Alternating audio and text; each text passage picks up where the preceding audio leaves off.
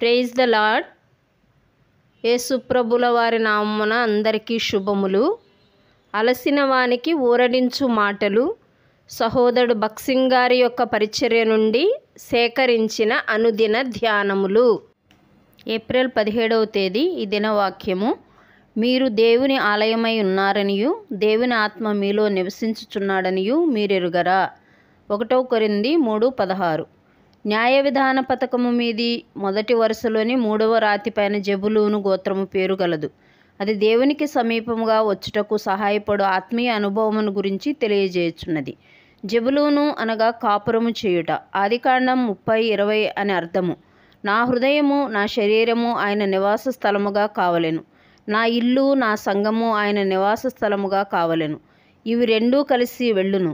మనము దేవుని నివాసమును నిర్మించగోరినెడల మొదటిగా మన శరీరములు దేవుని ఆలయముగా కావలెను. 1 కొరింథీ 3:16-17. ఇచ్చట గంభీరమైన హెచ్చరిక గలదు. దేవుని గృహ నిర్మాణమునందు మనము పాలిభాగము పొందగోరిన ఎడల దేవుని నివాస స్థలముగా నుండినట్లు మన శరీరములను మనము పవిత్రముగా పరిశుభ్రముగా నుంచుకొనవలెను.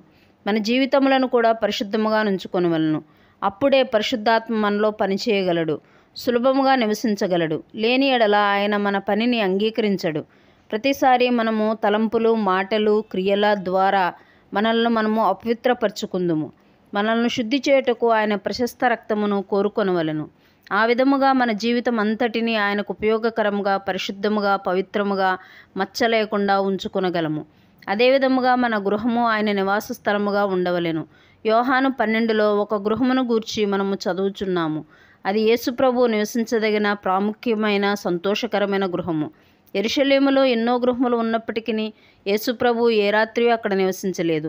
సాయంకాలమున బేతనియాకు గాని ఒలీవ కొండకు గాని పోవుచుండెడివాడు. ఆయన ఎడతెగని సన్నిధి వలన అది సంతోషకరమైన గృహముగానైనది. నోటి మాటల చేత కాక నిజమైన అనుభవము ద్వారా యేసుప్రభు అక్కడ జీవము గల శిరస్సయ్యను. యోహాను 12లో చదివినట్లు బేతనియాలోని గృహములో లాజరు ఉండుటానున్నది పునరుద్ధాన శక్తిని గురించి తెలియజేయుచున్నది. కుటుంబము అనగా మనం పునరుద్ధాన శక్తిని ఎట్లు కోరుకొనవలనో ఎరిగి ఉండవలెను. దేవుని వాక్యము ఆహారమును గురించి మాట్లాడుచున్నది. దాన్ని మనము సహవాసము ద్వారా అనుభవించగలము. అసూయ, సణుగులు లేకుండా సంతోషముగా ప్రేమతో చేయు పరిచర్యను గురించి మార్త మాట్లాడుచున్నది. సంపూర్ణమైన భక్తి, కృతజ్ఞత, స్తుతి గురించి మరియ మాట్లాడుచున్నది. వీటన్నిటితో యేసు ప్రభువు నివసించగలిగిన సంతోషకరమైన గృహమును మనము కలిగి ఉండగలము. యేసుక్రీస్తు ప్రభు యొక్క శిరసత్వమును, ప్రభుత్వమును గుర్తించుట, పునరుద్ధాన శక్తి, అధికారముతో ఇవ్వబడిన దేవుని వాక్యము, ఇతరులకు సేవ చేయుట, సహాయము చేయుట, కలిసి ఆరాధించుట ద్వారా మనము దేవుని సంఘమును నిర్మించగలము. వీటన్నిటిని చేతనే సంఘము దేవుని నివాసస్థలముగా కాగలదు.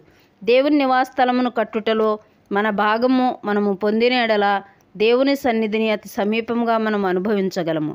దేవుని ఇంటి నిర్మాణంలో ప్రతి విశ్వాసికి పాలిభాగము గలదు.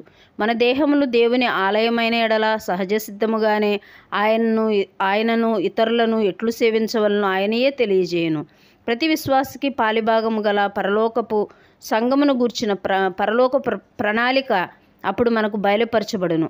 మన నుండి ఆయనకు ఏ పరిచర్య అవసరమో ప్రార్థన ద్వారా మనం గ్రహించగలము. ప్రభువా, అవసరతలోనున్న ఎవరికైనాను సహాయము చేయగోరుచున్నావా?